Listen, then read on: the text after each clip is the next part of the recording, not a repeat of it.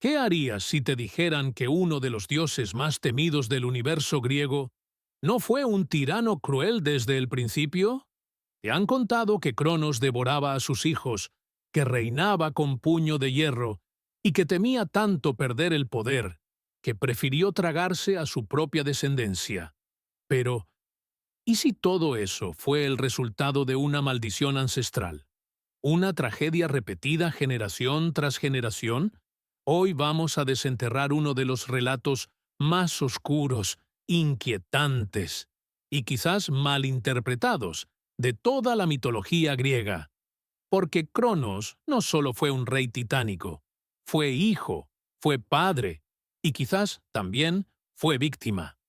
Prepárate para cuestionar todo lo que creías saber sobre el tiempo, la traición y el destino. En el principio, no existía el tiempo, solo el caos, una oscuridad sin forma, sin leyes, sin destino. De este caos primitivo surgieron las primeras entidades cósmicas: Gea, la Tierra, el fundamento de todo lo tangible; Urano, el cielo, la bóveda estrellada que lo cubría todo; y Eros, el amor primordial que unía lo separado y lo hacía fecundo. Gea, la Gran Madre, fértil y eterna, sintió un impulso profundo. No necesitó a nadie más. Engendró a Urano y, acto seguido, lo convirtió en su amante. De esa unión colosal nacieron los primeros seres que caminaron por los márgenes del universo, los titanes. Entre ellos, Cronos, el más joven, pero también el más astuto. Desde el principio, Cronos observaba en silencio. Veía la tensión crecer en su familia. Urano temía a sus propios hijos. Los veía no como herederos, sino como amenazas, seres demasiado poderosos, demasiado impredecibles. Y en un acto de crueldad fría, Urano encerró a sus hijos en el vientre de Gea. No los destruyó, no los expulsó, los ocultó, los aplastó dentro del cuerpo de su propia madre. El cielo, literalmente, oprimía a la tierra. Gea, angustiada, herida, lloró en silencio durante eras. Sus hijos gritaban en su interior, pero nadie respondía. Hasta que un día, la tierra habló. ¿Quién de ustedes tendrá el valor de liberarme? ¿Quién se atreverá a enfrentar al cielo? Y entonces, Cronos alzó la voz. No fue el más fuerte, no fue el más temido, pero tenía algo distinto: ambición. Una ambición alimentada por siglos de encierro, de rabia acumulada. Gea, emocionada, forjó para él una hoz hecha de pedernal, afilada como la venganza misma. Una noche, cuando Urano descendió para unirse con Gea, Cronos emergió de las entrañas de su madre y lo enfrentó. Con un solo tajo, cortó el vínculo entre el cielo y la tierra, y castró a su padre. La sangre de Urano cayó al mar, y de ella nacieron los gigantes, las Erinias, y también, mucho después, Afrodita. Pero lo más importante no fue el acto, sino las palabras finales de Urano. Mientras caía, maldijo a su hijo con una profecía escalofriante. Así como tú me traicionaste, uno de tus hijos te arrebatará el trono. Fue en ese momento cuando nació el tiempo, no como medida de los días, sino como conciencia de que todo tiene un fin. Cronos se convirtió en el dios del tiempo, porque fue el primero en entender que incluso el poder más grande puede ser arrebatado. Desde entonces, el miedo lo acompañó siempre. El miedo a repetir la historia. El miedo a ser traicionado como él había traicionado. El miedo a que la rueda del destino nunca deje de girar. Así comenzó el reinado de Cronos. No con una celebración, no con júbilo, sino con sangre, traición y una maldición que lo marcaría por siempre. El titán del tiempo nació del caos, pero su legado sería aún más oscuro. El tiempo avanzaba lentamente dentro del vientre de Gea, la madre tierra, quien yacía en silencio, cargando en lo más profundo de su ser a los hijos que había concebido con Urano, el cielo.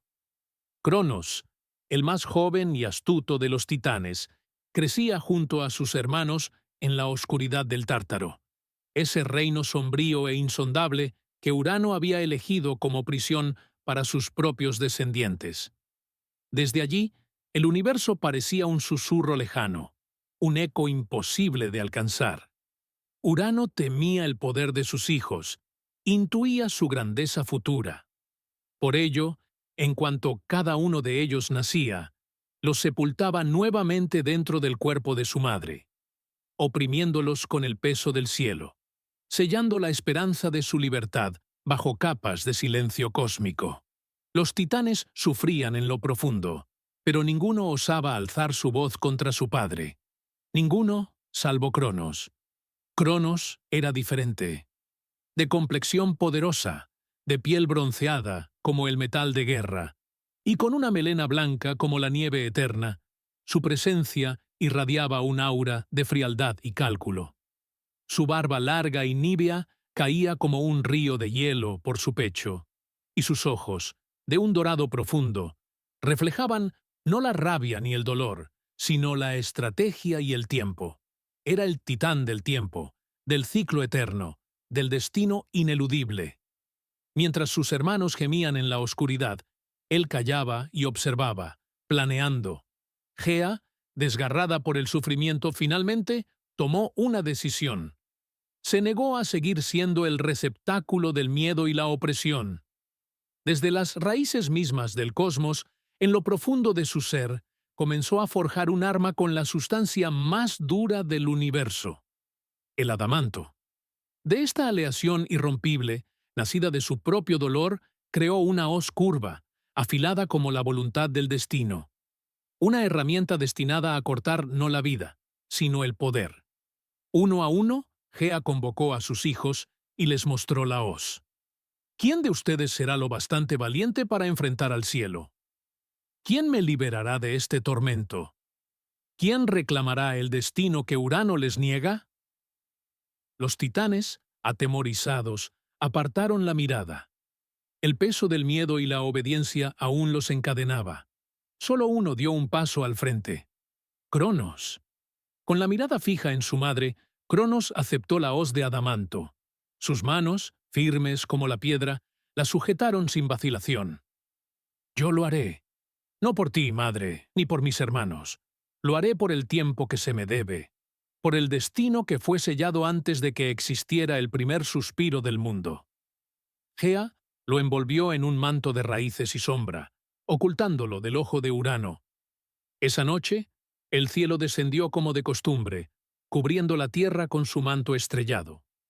Urano, majestuoso, con su piel azul zafiro y su barba tejida de estrellas, se extendió por los cielos, sin sospechar la traición que lo aguardaba. Su voz, un trueno cálido, murmuraba a Gea palabras de posesión, sin notar el temblor en las montañas ni el susurro del suelo. Fue entonces cuando Cronos emergió de entre las profundidades. Como una sombra que se convierte en realidad, surgió empuñando la hoz. El brillo del arma cortó la noche como un relámpago.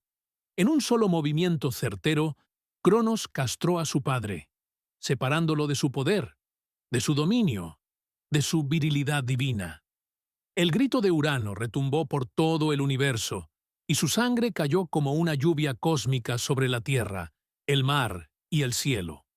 De esa sangre nacieron seres oscuros y terribles: las erinias, mujeres aladas, con ojos llameantes y serpientes por cabellos, guardianas de la venganza. También surgieron los gigantes y las melíades, ninfas de los fresnos. Pero la más sublime creación fue la que emergió del mar. La espuma producida por la mutilación de Urano se mezcló con las aguas del océano, y de allí brotó Afrodita, diosa del amor, de belleza sobrenatural, caminando sobre una concha marina, con una piel tan luminosa como el amanecer, y una cabellera dorada como los rayos del sol. Mientras Urano se desvanecía en el firmamento, sus últimas palabras descendieron como una maldición. Tú, Cronos, como me has traicionado, así también tu hijo te traicionará. De tu sangre nacerá tu perdición. Era la primera profecía. El ciclo del tiempo se había activado, y nada, ni siquiera un titán, podría escapar de su curso. Cronos, aún con la sangre de su padre en las manos, levantó la hoz al cielo como símbolo de su victoria. Había tomado el poder, había cortado el cielo, había separado lo infinito de lo tangible. Se proclamó soberano del universo, señor del tiempo y del destino. Sin embargo, en lo más profundo de sus ojos dorados, la semilla de la desconfianza comenzaba a germinar. La profecía era clara, y el nuevo rey del cosmos ya sabía que ningún trono dura eternamente. El universo respiró de nuevo. El orden se había alterado, pero no restaurado, porque aunque Cronos había liberado a los titanes, también había comenzado un ciclo de traiciones que jamás terminaría. El firmamento, antes regido por la vastedad serena de Urano, quedó en un profundo silencio. Las estrellas, que antes titilaban con el soplo de su presencia, parecían ahora estáticas, temerosas del nuevo orden. Cronos, con la hoz de adamantina aún impregnada de la sangre celeste de su padre, alzó su mirada hacia los cielos desmembrados. Su figura, alta, poderosa, imponente, se proyectaba como una sombra que empezaba a cubrir toda la creación. Su cabello y barba, blancos como el mármol más antiguo del Olimpo, caían en ondas densas sobre su pecho. Sus ojos, dorados y severos, parecían relojes eternos, calculando cada segundo de su reinado venidero. Gea lo observaba en silencio. Su corazón estaba dividido. Por un lado, sentía que la opresión de Urano había terminado. Por otro, el aura helada de Cronos le despertaba una inquietud nueva. Ya no era aquel joven tímido que aceptó el arma de rebelión con manos temblorosas. Ahora era un titán erguido sobre los restos del cielo, con la voluntad de un soberano y la mirada de quien conoce el poder, y lo desea aún más. Con el poder del cielo derramado sobre la tierra, Cronos ascendió al trono de los titanes. Desde el monte más alto, erigió su palacio de mármol negro y oro, donde el tiempo no pasaba igual que en el resto del mundo. Allí, el recién coronado rey instauró un reinado de orden férreo. Los ciclos del día y la noche, del crecimiento y la decadencia, del amor y el olvido, se sometieron a su voluntad. Cronos, el señor del tiempo, tejía los hilos de la existencia como un tejedor cósmico. Su hoz no solo había separado al Padre del cielo, había cortado el velo que cubría el futuro, dándole el control del devenir. A su lado, los demás titanes recibieron dominios y tareas. Océano, de cuerpo líquido y ojos profundos, gobernó las aguas sin fin. Hiperión, radiante como el sol, tomó el control de la luz. Temis trajo el juicio. Nemósine, la memoria. Cada uno tuvo su papel, pero ningún poder rivalizaba con el de Cronos. Él era el núcleo del universo, el latido que marcaba los pasos del cosmos. Sin embargo, como una sombra proyectada por la antorcha más brillante, la profecía de Urano no se desvanecía. Tu hijo hará lo mismo contigo, había dicho el dios del cielo antes de desvanecerse en constelaciones rotas. Cronos intentó enterrarla en el olvido, pero cada estrella que miraba parecía susurrarle la misma advertencia. No importa cuán alto eleves tu trono, el tiempo siempre avanza y devora. Preso de ese temor, Cronos tomó una decisión que sellaría el destino de su linaje. Se uniría a su hermana Rea, diosa de la fertilidad, de ojos suaves y voz serena como el viento entre las espigas doradas. Rea amaba profundamente a su esposo, aunque en su corazón se alojaba una creciente tristeza. De esa unión nacieron los primeros de los nuevos dioses: Hestia, diosa del fuego del hogar; Deméter, señora de las cosechas; Hera, reina del futuro Olimpo; Hades, señor de los dominios subterráneos; y Poseidón, que heredó el mar. Pero uno a uno, A medida que abrían sus ojos por primera vez, Cronos los tomaba en brazos y se los tragaba. Lo hacía con solemnidad, sin odio. Para él era un sacrificio necesario. Cada hijo representaba una amenaza futura. Así como él destronó a su padre, ¿por qué sus hijos no habrían de hacer lo mismo? Cronos los tragaba enteros, sin herirlos, atrapándolos en su estómago eterno, que se convertía en una prisión suspendida fuera del tiempo. Allí, los dioses no envejecían, pero tampoco vivían. Eran pensamientos no realizados, destinos en pausa. Rea lloraba en silencio.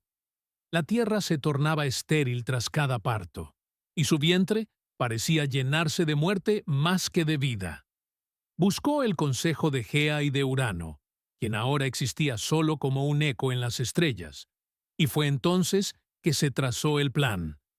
El próximo hijo nacería lejos de los ojos de Cronos. Así fue como, en una noche oscura y tormentosa, Rea huyó a la isla de Creta. Allí, en el interior de una cueva profunda, entre estalactitas y ecos ancestrales, dio a luz a su sexto hijo, Zeus. El niño tenía una mirada brillante desde el momento en que nació. Sus ojos relampagueaban como tormentas futuras. Su cabello era oscuro como la noche sin luna, pero su piel resplandecía como una promesa de amanecer. Rea, con el corazón tembloroso, envolvió al pequeño en pañales y entregó a Cronos una piedra envuelta con las mismas telas. Cronos, cegado por el miedo más que por la razón, tragó la piedra sin dudar. Zeus fue escondido por las ninfas y alimentado con la leche de la cabra amaltea. En la cima del monte Ida, creció escuchando los cánticos de las dríadas, jugando con los vientos y observando desde lejos cómo su padre gobernaba con mano de hierro. Mientras tanto, el mundo se adentraba en una era dorada. Bajo el reinado de Cronos, la tierra daba frutos sin necesidad de arado. Los hombres no conocían la vejez, ni la enfermedad, ni la guerra. Pero esta perfección tenía un precio. Estaba congelada. El tiempo, dominado por el miedo, no avanzaba. Nada evolucionaba. Nada cambiaba. En lo profundo de su trono, Cronos sabía que algo se acercaba. Las grietas invisibles de su imperio comenzaban a expandirse. La piedra que había tragado no emitía el mismo silencio que sus otros hijos. Las raíces del mundo empezaban a moverse, y en una cueva oculta, el titán que no fue devorado crecía, aprendía y se preparaba. El eco de la profecía volvía con fuerza. Tu hijo te hará lo mismo que tú hiciste a tu padre. Y así, mientras el universo parecía estable, el destino tejía en secreto su próximo acto. El ascenso del dios que traería la rebelión, el rayo y el fin de la era de los titanes. El silencio volvió al universo, pero no era el silencio del estancamiento, era el silencio del renacer. Los 6 dioses, ahora libres y triunfantes, se reunieron en la cima del monte Olimpo. Allí, ante el viento y el cielo reconquistado, hicieron un juramento. No repetiremos el ciclo. No seremos devoradores del tiempo, sino guardianes del mundo. Zeus fue coronado como el nuevo rey de los dioses. Hades recibió el inframundo para gobernar los secretos de los muertos. Poseidón tomó el dominio del mar, donde habitan las emociones profundas. Hera se convirtió en la reina del matrimonio y el orden. Deméter en la madre de la cosecha. Hestia en la protectora del hogar. Y así nació una nueva era. Pero incluso en la gloria, Zeus sabía que el tiempo era un río indomable. No bastaba convencer a Cronos, debía evitar convertirse en él, porque el poder, incluso en manos divinas, siempre lleva consigo la sombra del exceso. Y en la raíz del mundo, dormido entre susurros oscuros, un nuevo destino comenzaba a latir. Porque toda historia, incluso la de los dioses, está escrita en espiral. La cueva del monte Ida se mantenía en silencio, pero no era un silencio vacío. Era el silencio del crecimiento, de la espera paciente y del poder en maduración. Allí, oculto del ojo devorador de Cronos, Zeus se fortalecía cada día bajo la tutela de las ninfas Melias y el canto de los curetes, guerreros ruidosos que golpeaban sus escudos con espadas para ahogar el llanto del niño y así impedir que su padre descubriera el engaño. Zeus, desde su infancia, mostraba señales de su destino. A un niño jugaba con las nubes como si fueran jirones de lana, torcía los rayos como si fueran varas de olivo y hablaba con las bestias del monte con un lenguaje olvidado por los hombres. La cabra Amaltea, su nodriza, le ofrecía leche divina, mientras su cornamenta se transformaba en el mítico cuerno de la abundancia. La cornucopia, símbolo del poder que todo lo da. Creció rápido, como si el tiempo se sintiera impaciente dentro de él. A medida que se hacía joven, su cuerpo adoptaba la forma de un dios, musculoso, alto, de presencia imponente. Su piel parecía esculpida en mármol viviente, y su mirada ya no era la de un niño curioso, sino la de un heredero del universo. Su cabello ondulado y oscuro caía sobre su espalda como una tormenta contenida. Pero lo más impactante eran sus ojos, dos relámpagos dorados en constante chispa, que ardían con la furia y la justicia de generaciones atrapadas en el vientre del tiempo. El día que se le reveló la verdad, que sus hermanos habían sido devorados y su nacimiento ocultado, una tormenta se desató sobre Creta sin precedentes. Ríos se desbordaron, el cielo rugió, y los árboles se inclinaron ante su ira. Zeus no solo supo entonces quién era, comprendió lo que debía hacer. Guiado por su madre Rea y los antiguos susurros de Gea, descendió al mundo disfrazado de mortal y se infiltró en el palacio de su padre, donde la eternidad parecía estancada. Cronos, ajeno al engaño, gobernaba aún con arrogancia. Su barba crecida y sus ojos sombríos ya no brillaban como antes. El temor a la profecía lo había desgastado. La duda era su único consejero. Allí, en la corte del Titán, Zeus se ganó su confianza. Con ingenio y carisma, sirvió como copero real, vertiendo néctar en la copa de su padre día tras día. Hasta que una tarde, con el sol hundiéndose en sangre, Zeus mezcló en el cáliz un potente brebaje preparado por Metis, diosa de la sabiduría y la astucia. La poción era un conjuro de restauración, una semilla de rebelión que desataría lo inevitable. Cronos, al beberla, sintió que su estómago ardía como el centro de un volcán. Tosió, tembló, y uno por uno vomitó a sus hijos. Primero Hestia, luego Deméter, Hera, Hades y finalmente Poseidón. Todos emergieron adultos, como si el tiempo en el vientre de su padre no los hubiera afectado. Sus ojos estaban abiertos al mundo con furia contenida. Eran dioses no solo por nacimiento, sino por derecho y deseo de libertad. El caos se desató en el cosmos. Cronos, traicionado, alzó su hoz por última vez, y la guerra se desató. La titanomaquia había comenzado. Los dioses, hijos de Cronos, se alinearon bajo el estandarte de Zeus, quien ahora empuñaba el rayo forjado por los cíclopes, liberados de las profundidades del Tártaro. Con él, también lucharon los hecatónquiros, monstruos de 100 brazos y 50 cabezas, exiliados por los propios titanes por ser demasiado poderosos. Zeus les ofreció venganza, y ellos respondieron con terremotos y lluvias de piedras ardientes.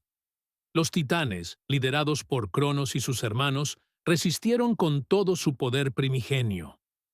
Atlas, titán de hombros vastos como montañas, levantaba ejércitos enteros. Zeos y Crío lanzaban fuego estelar.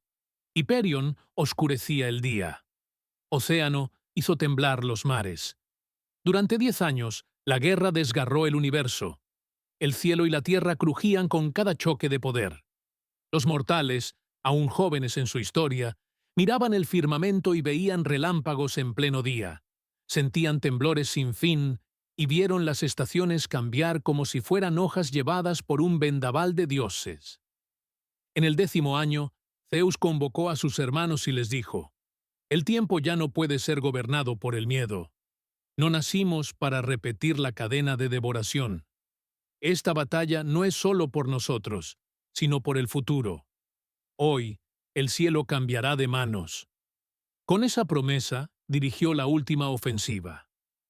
Desde el monte Olimpo, montado en un carro de nubes y truenos, descendió sobre Cronos.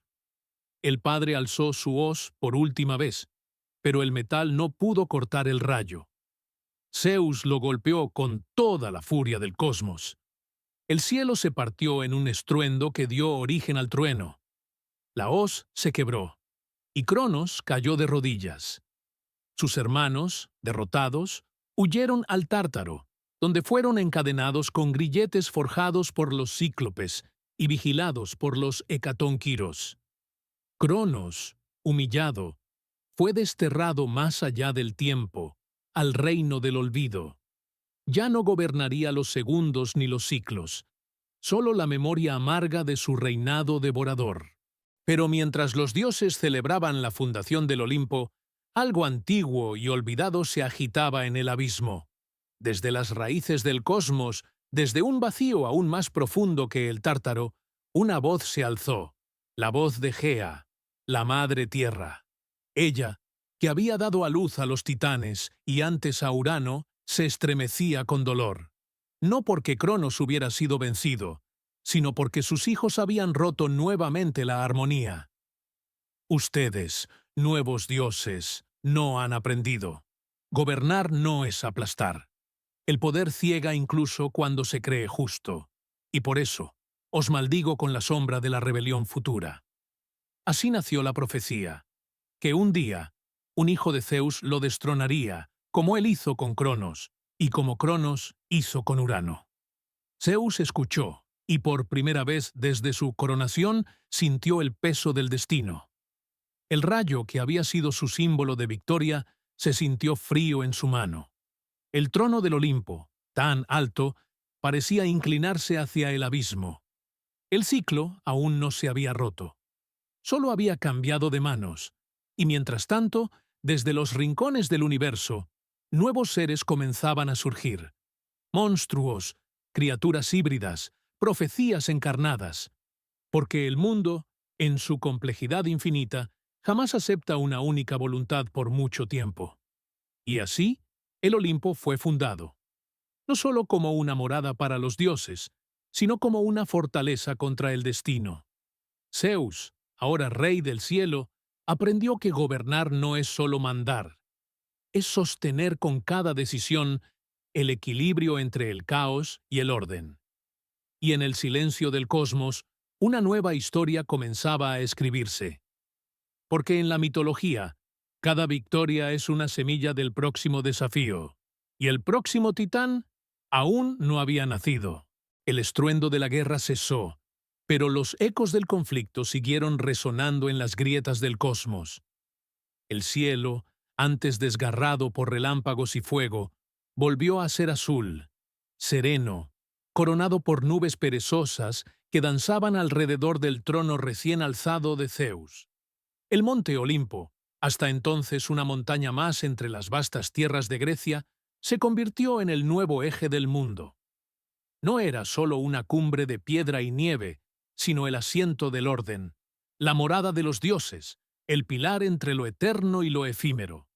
Allí, los 6 hijos de Cronos se reunieron en un consejo solemne. Las nubes se detuvieron, el viento dejó de soplar, y hasta las bestias de los bosques guardaron silencio. Era el nacimiento de una nueva era. Zeus, de pie frente a sus hermanos, con su rayo palpitando en la mano derecha como un corazón encendido, pronunció las palabras que sellarían el destino de todo lo que respira. Hemos vencido a nuestro padre. Lo hemos despojado de su trono, no por venganza, sino por justicia. El mundo no puede volver a ser gobernado por el miedo. Nosotros, que hemos escapado del estómago del tiempo, debemos ahora crear un equilibrio que ni siquiera los siglos puedan romper. Hera, de mirada firme y voz sabia, intervino. Pero el poder es traicionero, hermano. Lo vimos en Cronos, lo vimos en Urano. No basta convencer al enemigo si uno termina pareciéndose a él. Hades, desde las sombras de su túnica negra como la obsidiana, asintió. La ambición se arrastra incluso por el corazón de los dioses. Si no nos controlamos entre nosotros, uno de nosotros caerá. Y la caída de un dios no es ligera. Puede arrastrar a civilizaciones enteras.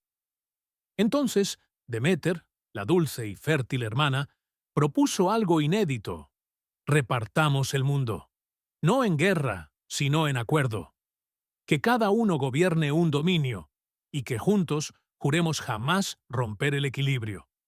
Zeus, después de un instante de reflexión, aceptó, y así los destinos fueron repartidos.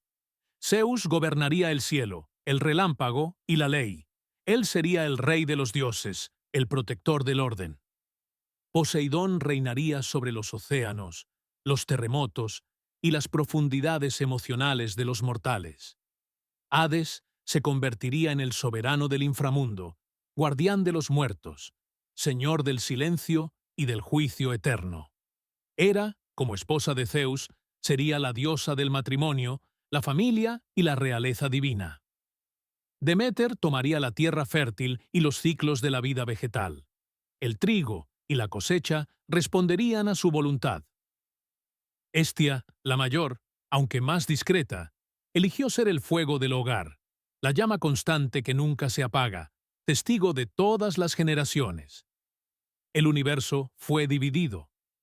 Pero no se trató de una fragmentación egoísta, sino de una red de equilibrios sagrados. Y para sellar ese pacto, los 6 juraron por las aguas del río Estigia, el más sagrado de todos los juramentos, que jamás se levantarían unos contra otros sin razón justa, y que el Olimpo jamás caería por las manos de quienes lo fundaron. Sin embargo, en los márgenes del cosmos, no todos compartían la alegría del nuevo orden. Los titanes derrotados gemían en lo profundo del Tártaro. Corrientes de fuego líquido recorrían sus prisiones. Los hecatónquiros, ahora carceleros leales a Zeus, lanzaban montañas como castigo y vigilancia. Atlas, el titán rebelde más fuerte de todos, fue condenado a sostener los cielos sobre sus hombros, castigado por haber combatido con furia insaciable contra los dioses. Su figura se alzaba en el horizonte occidental, inmóvil, eterna, símbolo del precio de la desobediencia. Cronos, sucio, decrépito, fue desterrado al rincón más lejano del tiempo, donde el pasado no puede tocar el presente. No murió, pues el tiempo no puede morir, pero perdió todo poder. Se convirtió en un espectro de lo que fue, el titán que devoró la eternidad, devorado a su vez por la justicia de sus hijos. Zeus, con un rugido que hizo temblar incluso el Tártaro, invocó todas las fuerzas celestiales. Con un último golpe, lanzó a Tifón a las profundidades del mundo, y lo sepultó bajo el volcán Etna. Allí, atrapado por rocas, fuego y cadenas divinas, Tifón fue encerrado. Su furia, sin embargo, aún arde. Cada vez que el Etna ruge, es su aliento intentando liberarse. Gea lloró, no por Tifón, sino por la condena inevitable de sus hijos a repetir el ciclo. Zeus, exhausto pero en pie, regresó al Olimpo. Esta vez no habló de victoria, sino de advertencia. El caos nunca muere, solo duerme. Mientras vivamos, debemos recordarlo. Y así, el Olimpo aprendió que incluso los dioses pueden sangrar, pero también que pueden levantarse. El Olimpo se alzaba ya como un faro entre el cielo y la tierra. Las columnas de mármol resplandecían con la luz del nuevo orden. En sus salones se escuchaban risas divinas, banquetes eternos y cánticos de las musas. Pero entre los ecos del Tártaro, entre los susurros de la oscuridad más antigua, un poder más primitivo que los mismos dioses comenzaba a despertar. Gea, la madre primordial, no descansaba. Su ira era lenta, profunda, telúrica. No era una furia explosiva, sino un rencor que brotaba de las raíces del mundo. Había sido ignorada, traicionada una vez más por sus hijos. Primero Urano, luego Cronos, y ahora Zeus. Todos gobernaron con orgullo, con violencia, sin honrarla como la dadora del ser. Y así, en un rincón secreto de la tierra, Gea se tendió sobre sí misma y parió una criatura que no era ni dios ni titán, sino algo más. De su vientre profundo, alimentado por el odio y la lava del Tártaro, nació Tifón. El nacimiento fue un cataclismo. Los mares retrocedieron. El cielo se oscureció durante 9 días y 9 noches. El Olimpo, aunque alto, tembló.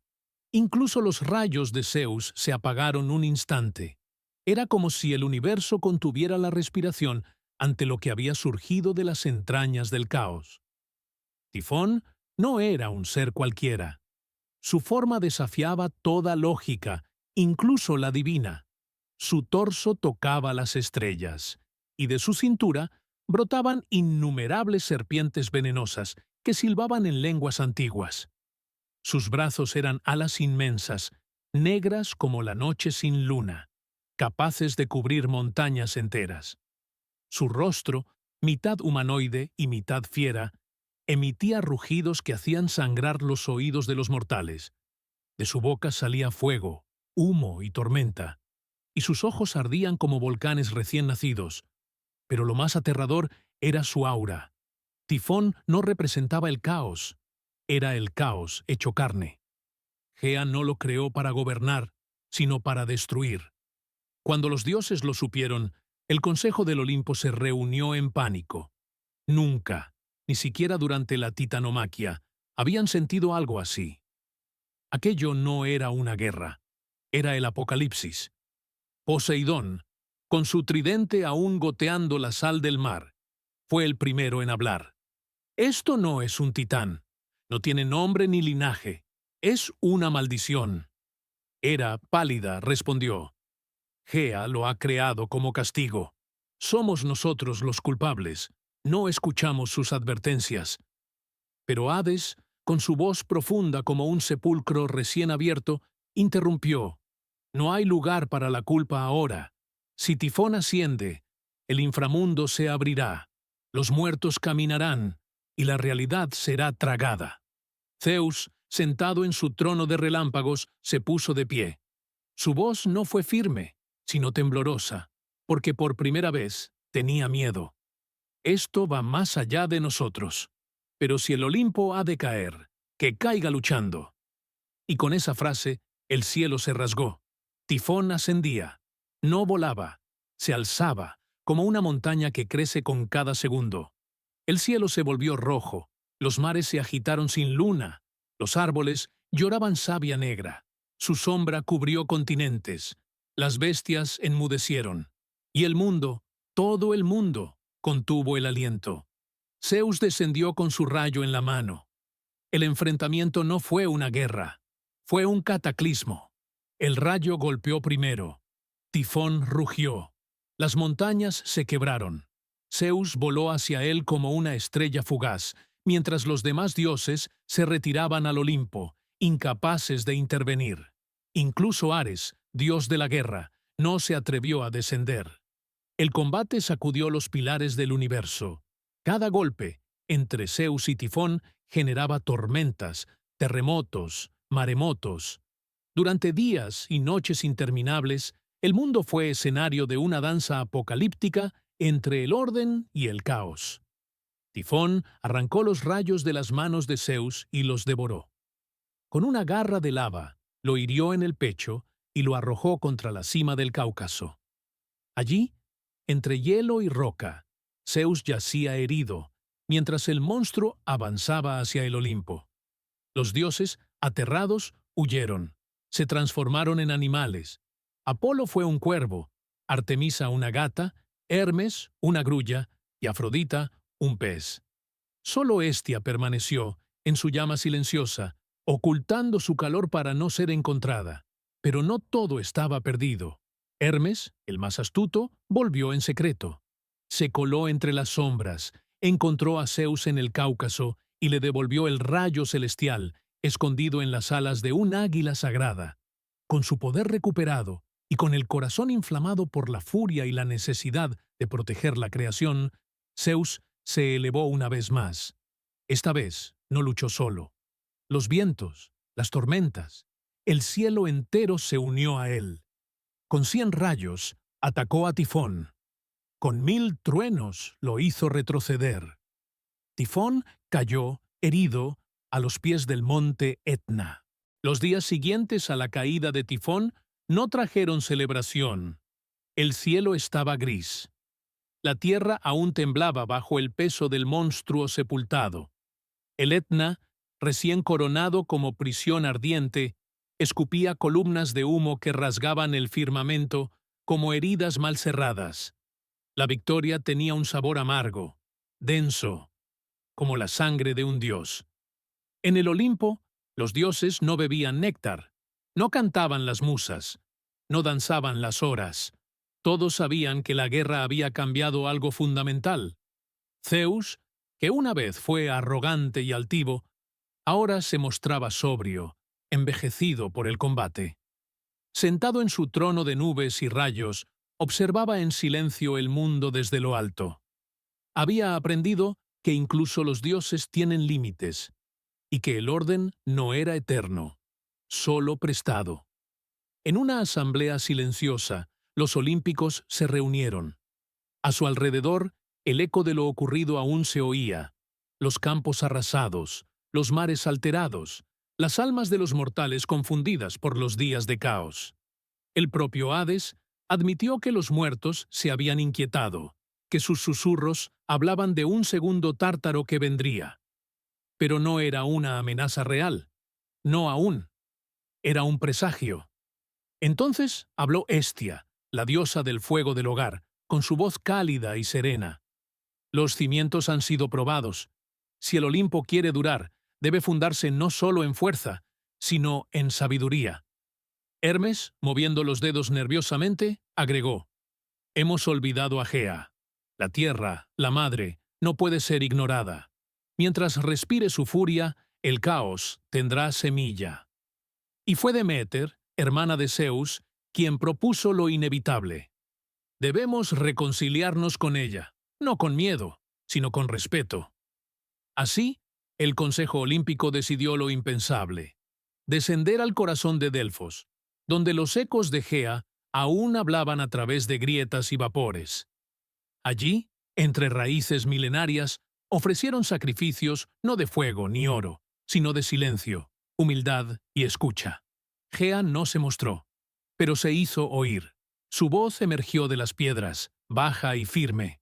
«No quiero adoración, quiero equilibrio. Gobernad, pero no dominéis. Proteged, pero no os apropiéis. Si ignoráis este pacto, otro tifón surgirá, uno que no podrá ser contenido». Los dioses, solemnes, aceptaron. Ese día, Zeus estableció el gran juramento del equilibrio, grabado en piedra celestial, invisible para los mortales, pero eterno en los cielos. Decía: que cada dios recuerde que la creación no le pertenece, que la fuerza no sustituye la armonía, y que todo poder nace de algo más antiguo: la raíz, la roca, la madre. Desde entonces, cada primavera, los dioses callan un día entero. No combaten, no imponen su voluntad, no bajan a la tierra. Lo llaman el silencio de Gea, una jornada sagrada para recordar que incluso los titanes, incluso los monstruos, incluso los dioses, son solo parte del todo. Pero la historia no termina con un juramento. En las profundidades del Etna, Tifón duerme. Sueña con venganza, sueña con fuego, sueña con libertad. A veces, en noches de tormenta, los humanos escuchan su respiración en los truenos, ven su mirada en los relámpagos, sienten su furia en los volcanes, porque Tifón no murió, solo aguarda. Y Gea, aunque en paz, no ha olvidado. Los hombres seguirán invocando a Zeus, rezando por lluvia, por protección, por orden, pero en sus sombras, en los bosques y en las cavernas, las antiguas sacerdotisas aún cantan a Gea, madre de todo, y recuerdan a su hijo dormido. Y así, la historia del titán, que no fue titán, del caos con forma de bestia, y del dios que aprendió a temer, queda grabada en los pilares del tiempo. El nacimiento de Tifón no fue solo una advertencia, fue la culminación de una era de arrogancia, de dominio sin sabiduría, de fuerza sin conciencia. El enfrentamiento entre Zeus y Tifón marcó un antes y un después, el momento en que incluso los inmortales recordaron su vulnerabilidad. No hay victoria sin pérdida, ni orden sin equilibrio. Tifón no era solo una criatura, era la manifestación del olvido, el castigo de la madre a los hijos ingratos. Y Gea, silenciosa pero omnipresente, enseñó la lección más poderosa, que no hay trono eterno si se construye sobre la soberbia. Los dioses aprendieron. ¿Y los mortales? Eso queda por verse.